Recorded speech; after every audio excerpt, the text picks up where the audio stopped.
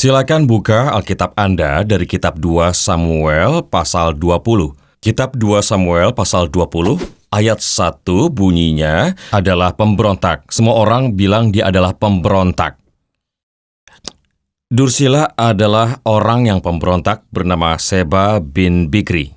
Lalu ayat 3, sampailah Daud ke istananya, lalu mengambil ke-10 gundik yang ditinggalkannya untuk menunggui istana, dimasukkannya ke dalam sebuah rumah, di bawah penjagaan, ia memelihara mereka, tapi tidak dihampirinya, mereka tetap terasing seperti janda sampai hari mati mereka. Saya akan jelaskan hal itu nanti, tapi sekarang saya ingin fokus di ayat 16. Ambil alat tulis Anda, garis bawahi beberapa hal kalau kalian sempat. Lalu berserulah seorang perempuan bijaksana dari kota itu, "Dengar, katakanlah kepada Yoab, mendekatilah kemari supaya aku berbicara dengan engkau." Maka mendekatlah Yoab kepada perempuan itu, bertanyalah perempuan, "Engkaulah Yoab?" Jawabannya, "Benar." Berkatalah perempuan itu, "Dengarkanlah perkataan hambamu ini." Jawabnya, "Baik." Dan kalau Anda lihat seorang pria di sini, bilang ke pria itu, akhirnya ada seorang pria yang mau mendengar. Ayat 18, kemudian berkatalah perempuan itu, "Dahulu biasa orang berkata begini, baiklah orang minta petunjuk di Abel dan juga di Dan. Apakah sudah dihapuskan?"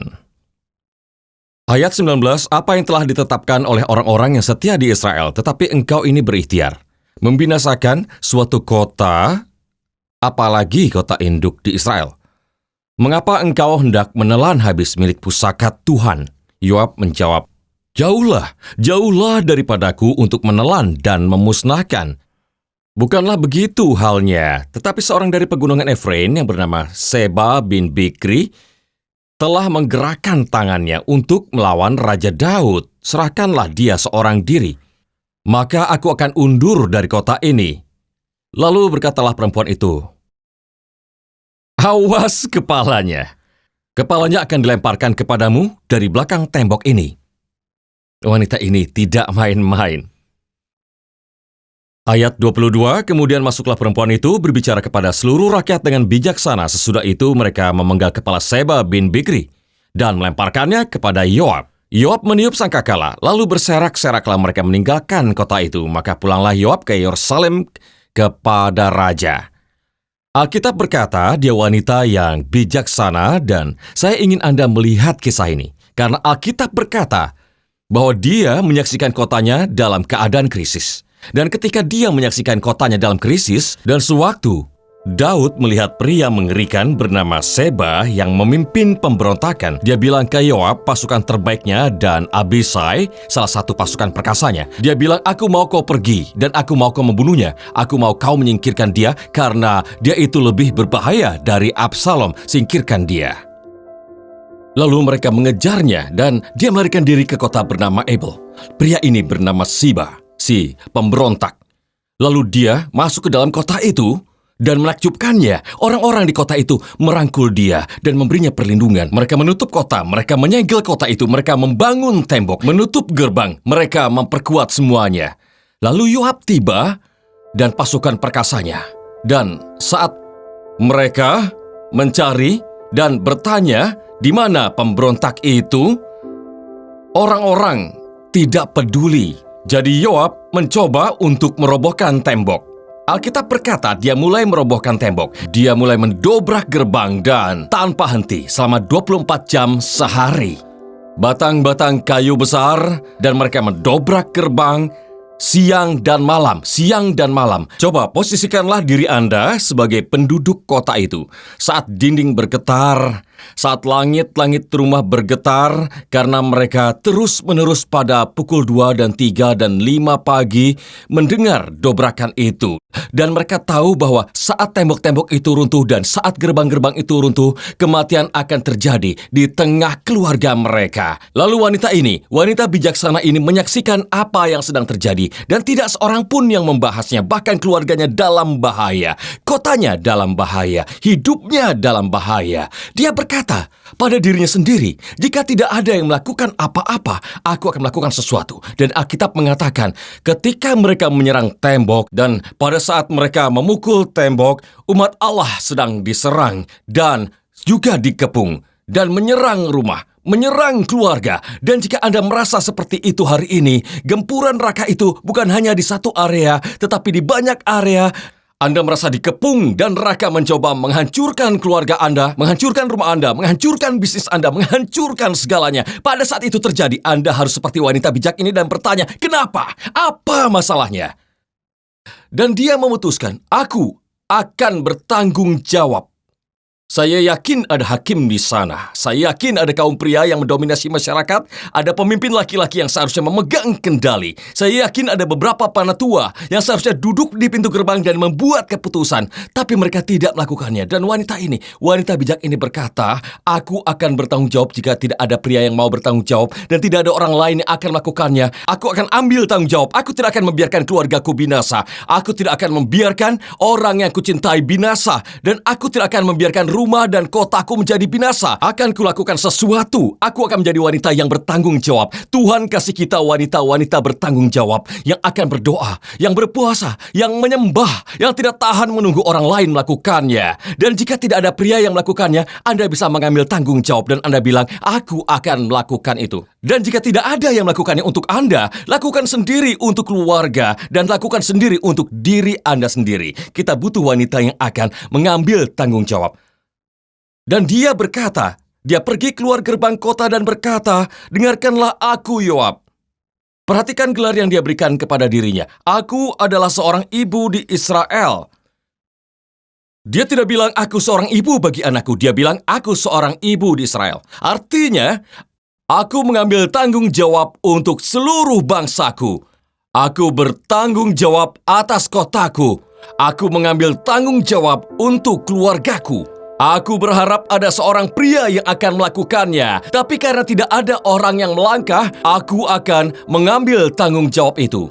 Dan dia berkata, aku ibu di Israel. Aku prihatin dengan anak-anakku dan anak dari anak-anakku. Aku prihatin dengan pendobrak yang menghancurkan tembok itu dan menghancurkan gerbang dan yang menghancurkan berkat yang Tuhan berikan kepada kami. Aku khawatir. Aku wanita yang bertanggung jawab.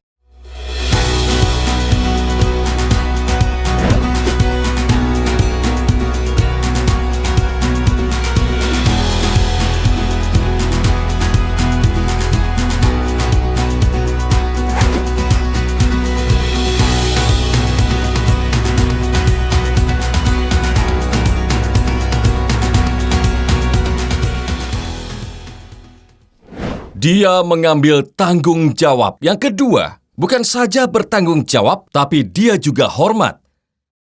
Dia menghormati Yoab dan otoritasnya. Dia berkata-kata dengan sangat hormat kepada Yoab. Dia bicara dengan sangat hormat tentang tempat tinggalnya, tentang kotanya. Dia pergi keluar dan bilang, aku mau beritahu kamu tentang kota yang kamu coba hancurkan. Biarkan aku beritahu kamu tentang apa yang kalian musnahkan dengan pendobrak ini. Aku mau beritahu kamu tempat macam apa ini. Wanita itu bilang, ada perumpamaan, pepatah tentang kota ini. Jika kamu ingin bertanya dan kamu membawanya ke sini, itu akan jadi solusi. Kamu tidak akan pernah bertanya lagi. Karena disinilah tempat jawaban itu. Disinilah tempat orang-orang yang kebingungan datang dan menemukan arahnya. Itu gambaran indah seorang wanita yang membela gerejanya. Ketika pendobrak neraka mencoba untuk menghancurkan keluarga di rumah dan bangsa, bukanlah seorang pria, tapi seorang ibu. Saya pikir kita perlu berhenti meminimalkan doa-doa kita dan meminimalkan siapa kita dan untuk apa kita dipanggil. Karena seorang ibu di Israel yang bilang, tahukah kamu, doa bisa membuat perbedaan melalui doa syafaatku. Izinkan aku beritahu kamu, Yoab, apa yang engkau coba musnahkan dengan pendobrak itu. Inilah tempat di mana orang datang dan menemukan jawaban. Penyelesaian masalah ada di sini. Jawaban yang dibutuhkan orang ada di sini, di kota ini. Penunjuk arah, pernikahan yang dipersatukan kembali.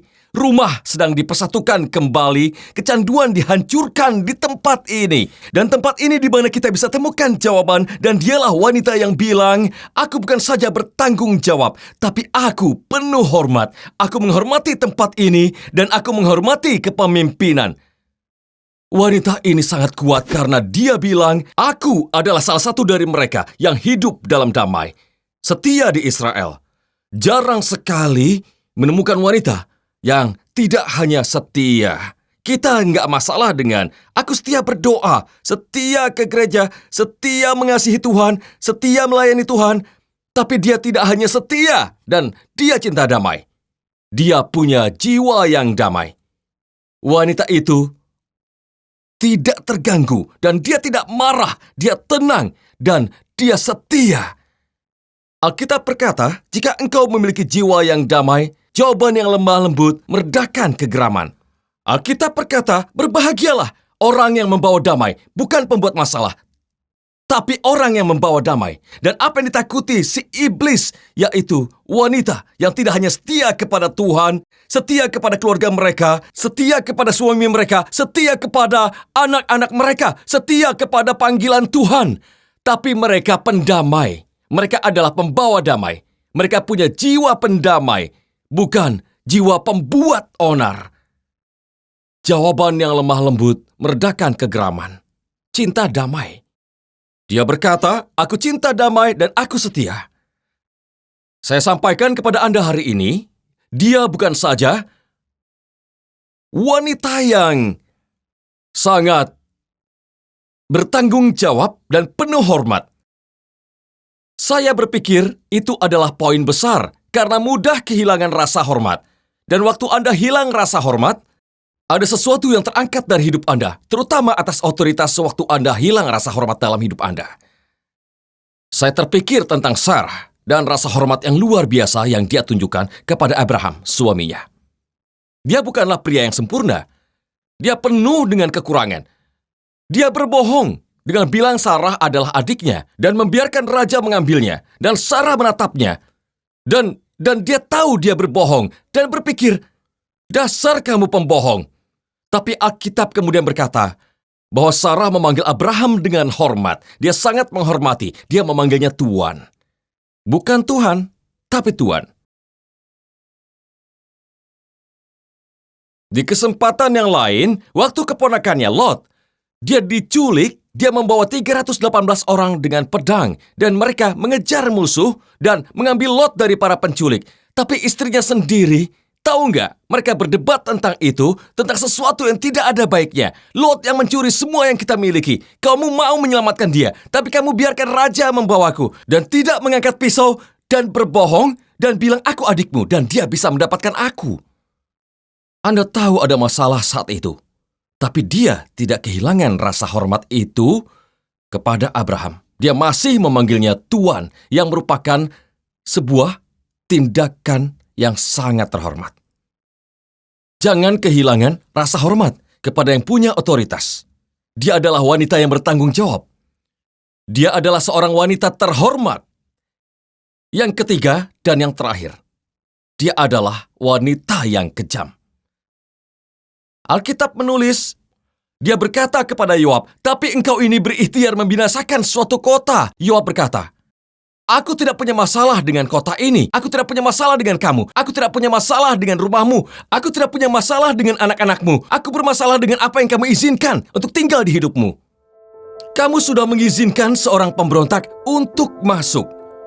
Dan karena kamu sudah membiarkan pemberontak ini masuk, kami akan meruntuhkan seluruh kota. Tapi tentu saja tidak seluruh kota. Kami hanya menginginkan satu pemberontak, dan hanya dia. Kadang Anda berpikir waktu firman Tuhan sedang dikhotbahkan dan pengkhotbah berkhotbah, ada hal dalam hidup Anda yang Anda sadar tidak menyenangkan Tuhan dan Tuhan bisa marah, melenyapkan Anda, meratakan segalanya. Dia tidak lakukan itu. Dia mengincar bagian hidup Anda yang telah memberontak terhadap firman Tuhan. Semua yang Tuhan katakan dan yang Yoab katakan padanya, dia sampaikan. Kata Yoab, jika engkau mendapatkan pria pemberontak yang bernama Seba dan engkau serahkan dia kepada kami tidak akan punya masalah. Dan pendobrak yang menyerang keluargamu, rumahmu, pernikahanmu, semuanya akan berhenti. Ini karena sesuatu yang ada di dalam diri Anda yang seharusnya tidak ada di sana. Dan saat ini sedang memberontak. Dan ini saatnya untuk membereskan semua itu. Dan saya suka sikapnya karena dia keras. Dia tidak mudah tersinggung. Dan dia tidak bersikap lemah gemulai tentang hal itu. Dia masuk dan bilang, aku mau beritahu kamu apa yang akan kulakukan. Katanya, tunggu saja di luar sana. Dan pandanglah ke langit, dan kamu akan lihat kepalanya terlempar dari tembok. Dari situ kamu tahu kami bereskan pemberontakan. Berapa banyak dari wanita di sini bisa berlaku seperti itu? Dia kejam. Dia bilang, aku sangat ingin rumahku dan keluargaku diberkati apapun. Intinya adalah raja tidak suka dengan yang berlindung di kota itu. Dan dia bilang, apapun yang tidak disukai oleh raja di sini, aku tidak akan bersimpati atas dosa. Aku akan melemparkan kepalanya lewat tembok. Aku akan lempar kepala yang tidak terampuni ini lewat tembok. Aku akan lempar kecanduan ini lewat tembok. Aku akan membuang masa lalu dan rasa bersalah dan jerat dan perbudakan ini. Aku akan lempar kepala pemberontak lewat tembok. Keluar dari sini. Kamu tidak boleh ambil keluargaku. Kamu tidak boleh ambil rumahku. Kamu tidak boleh ambil anak-anakku. Aku akan melemparnya melalui tembok.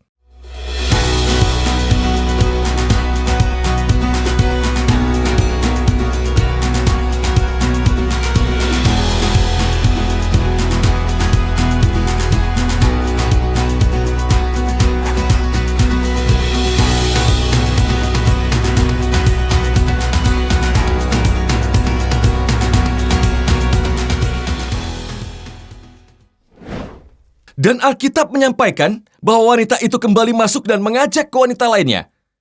Dan mereka bilang, mari kita bereskan ini.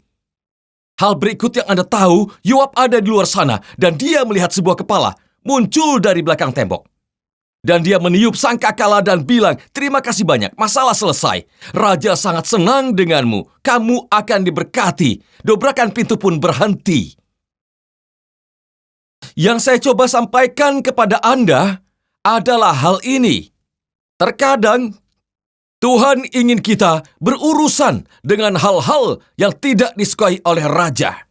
Dan alasan musuh memiliki hak untuk membawa pendobrak dan mencoba menghancurkan keluarga, rumah tangga kita dan semuanya adalah karena kita terlalu mudah berbuat dosa. Kita bertoleransi terhadap kejahatan, membiarkan pemberontakan, terlalu banyak simpati. Anda harus lempar kepalanya ke atas. Anda harus buang keluar tembok. Anda harus keluarkan dari rumah Anda, mengeluarkannya dari hidup Anda. Anda punya kecanduan dalam hidup Anda, lempar keluar tembok. Berhentilah bersimpati pada iblis melalui dosa di rumah Anda. Nafsu kedagingan, nafsu mata, kesombongan di dalam hidup. Lemparkan melalui tembok. Hal yang tidak sopan. Musuh akan mencoba segala cara untuk mendatangkan kemabukan dan obat-obatan. Lemparkan itu keluar tembok. Pendobrak akan berhenti. Rumah Anda bisa diberkati. Rumah Anda bisa penuh dengan damai. Rumah Anda bisa mendapatkan sukacita. Perkenankan Tuhan akan diam di kediaman Anda. Tapi Anda harus menerima apa yang dikatakan oleh Roh Kudus yang tidak disukai raja dan singkirkan itu semua. Alkitab mengatakan ada seorang raja bernama Sisera. Dia membantai orang dengan sangat kejam. Saat dia kelelahan, dia lari dan sembunyi. Dia masuk ke tenda seorang perempuan bernama Yael. Ini tertulis di Hakim-Hakim pasal 4. Dan dia berkata, aku akan masuk, aku akan istirahat di sini dan berilah aku makan. Katanya, bukankah Tuan Raja yang menyebabkan? Ya benar, memang terus kenapa? Tidak ada. Dia memberinya makan, dia memberinya segelas susu, tertulis di Alkitab. Dan setelah memberinya makan, dia berkata, berbaringlah tuanku dan tidur siang. Aku akan mengawasi dan memberitahu tuanku jika ada orang yang mendekat. Raja Sisera menjawab, itu ide bagus. Itu hal yang baik dari dirimu. Lakukanlah itu. Kamu pasti bukan ancaman bagiku. Dan dia berbaring dan tertidur. Lalu Yael mengambil patok kemah dan palu. Sementara dia mendengkur, Yael menaruh, saya tidak akan bicara firman Tuhan jika suami Anda mulai jantungan. Jadi Yael, dia mulai mengambil pasak dan palu, dan dia menancapkannya di kepalanya. Kita membutuhkan ibu-ibu di Israel yang terus-menerus memalu dalam doa, memalu dan berpuasa, memalu dan berkata, keluar dari keluargaku, keluar dari rumahku. Aku tidak akan biarkan narkoba menang. Aku tidak akan biarkan kecanduan menang. Aku tidak akan biarkan sikap tidak mengampuni menang. Aku tidak akan biarkan neraka mencabik-cabik semua keluargaku lewat pemberontakan. Aku akan lemparkan ke atas tembok. Dan aku punya kekuatan dan kemenangan di dalam nama Yesus. Dan itu bukan dari pria perkasa. Itu adalah dari seorang wanita. Seorang ibu rumah tangga, seorang wanita Tuhan. Anda punya otoritas, wanita-wanitanya Tuhan, untuk menjadi kejam terhadap si iblis dan roh jahat, dan bilang, aku tidak akan bersimpati terhadap perpecahan dalam keluargaku dan di rumahku. Aku bisa melemparkanmu ke atas tembok.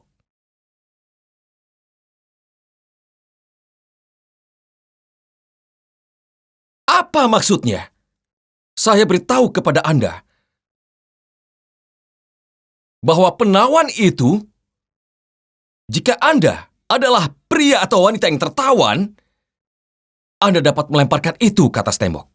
Efesus 4 berkata, Yesus menjadikan tawanan tertawan. Anda dapat menjadikan tawanan Anda tertawan. Anda bisa lempar kepalanya ke atas tembok lewat Yesus Kristus. Anda bisa bilang kepada kecanduan hari ini, keluar, aku akan melemparmu ke atas tembok. Anda bisa bilang kepada kepahitan dan pelanggaran dan sikap tidak mengampuni, keluar. Perselisihan dan pertengkaran di rumah, keluar! Aku melemparmu ke atas tembok. Karena ini adalah tempat penyelesaian segala masalah. Solusinya ada di tempat ini. Anda pun bisa menghancurkan suara intimidasi pagi ini. Anda bisa lempar pikiran depresi ke atas tembok. Anda bisa tampil dengan sukacita. Anda bisa lempar pikiran ketakutan ke atas tembok. Anda bisa berjalan dan berkata, aku tidak akan takut lagi kepada iblis karena engkau besertaku. Anda bisa membuang pikiran keputusasaan. Saya tahu saya sedang berkhotbah kepada orang yang membutuhkan keajaiban dalam keluarga mereka hari ini. Para pendobrak itu bisa berhenti. Satu tindakan ketaatan waktu Anda bilang, Tuhan, aku mau taat dan aku melempar tawanan itu ke atas tembok. Keluar dari rumahku, keluar dari keluargaku, keluar dari kotaku. Para pendobrak yang telah menyerang keluarga Anda bisa berhenti pagi ini. Cinta bisa datang. Jawaban bisa datang. Kesembuhan bisa datang. Pemulihan bisa datang. Keajaiban bisa datang ke rumah Anda, ke pernikahan Anda, ke keluarga Anda. Apakah ada yang percaya bahwa Tuhan bisa mengubah banyak hal?